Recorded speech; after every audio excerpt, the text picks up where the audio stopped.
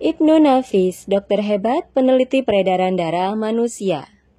Ibnu Nafis lahir pada tahun 1213 Masehi di Damaskus, Suriah. Nama aslinya adalah Alauddin Abul Hasan Ali bin Abi Hazam Al-Qarshi Ad-Dimashqi. Ibnu Nafis adalah seorang penuntut ilmu sejati. Dunia kedokteran modern menyebutnya sebagai ahli fisiologi terhebat. Selain ahli di bidang kedokteran, Ibnu Nafis juga ahli di bidang agama, hukum, filsafat, dan astronomi. Setelah menyelesaikan pendidikan dasarnya, Ibnu Nafis menempuh pendidikan dokter di Rumah Sakit An-Nur, salah satu rumah sakit ternama di Damaskus kala itu. Kemudian Ibnu Nafis melanjutkan pendidikannya ke Rumah Sakit An-Nasiri di Mesir. Ibnu Nafis pun bekerja di sana pada tahun 1236 Masehi.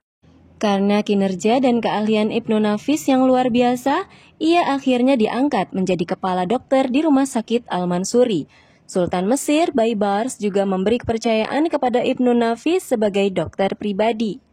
Meski telah menjadi kepala dokter, Ibnu Nafis tidak pernah berhenti belajar. Ibnu Nafis terus melakukan berbagai penelitian. Dalam studinya, Ibnu Nafis menggunakan beberapa metode, yaitu pengamatan, survei, dan percobaan. Ibnu Nafis sangat teguh pendirian. Beliau tidak segan menyatakan pendapat yang berbeda dengan pendahulunya, seperti Ibnu Sina dan Galenus. Ibnu Nafis membantah pendapat Galenus bahwa darah mengalir melalui lubang tak terlihat yang terdapat di antara dua bagian jantung. Siapa Ibnu Sina? Ibnu Sina adalah seorang ilmuwan muslim, dokter, ahli filsafat, dan penulis andal. Ia dikenal dengan Avicenna oleh ilmuwan barat. Sedangkan Galenus adalah seorang dokter Yunani yang punya pengaruh besar di Eropa pada zaman Kekaisaran Romawi. Berkat kerja kerasnya, Ibnu Nafis menjadi dokter pertama yang mampu menggambarkan susunan paru-paru, jaringan pembuluh darah, dan sistem pernapasan. Teori Ibnu Nafis tentang peredaran darah kini dikenal dengan istilah sistem peredaran darah kecil atau pulmonary circulation.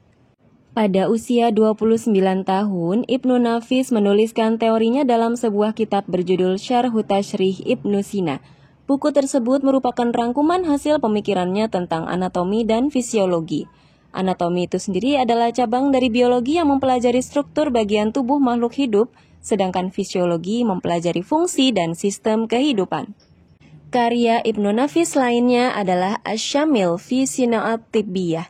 Buku ini merupakan ensiklopedi ilmu kedokteran terbesar ketiga di dunia. Ibnu Nafis juga merupakan orang yang pertama kali menemukan pembuluh darah kapiler, yaitu pembuluh darah penghubung arteri dan vena yang berukuran kecil serta berjumlah sangat banyak.